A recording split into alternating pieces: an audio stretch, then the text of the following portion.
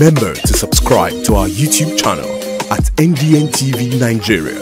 Click on the subscribe button and be the first to get notifications.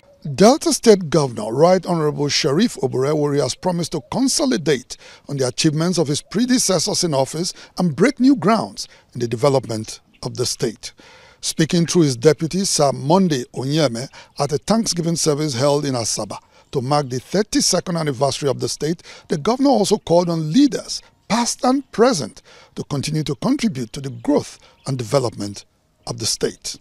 The government and people of Delta State were at Cathedral Church of St. Peter's, Anglican Communion, Asaba, recently for a Thanksgiving service to celebrate the creation of the state 32 years ago.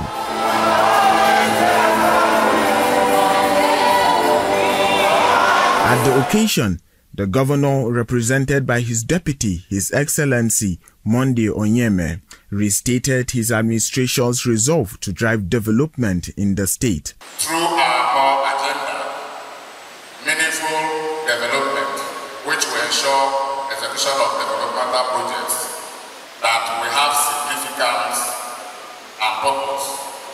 Some commissioners who spoke to Inside the Niger Delta said 32 years was a milestone to celebrate and told Deltans to expect more development going forward. We have every cause to celebrate 32 in Delta State because God has done wonderfully. Deltans should look forward to more development, more peace, more stability. Delta State was created on the 27th August 1991 by the General Ibrahim Babangida military administration out of the old Bendel state.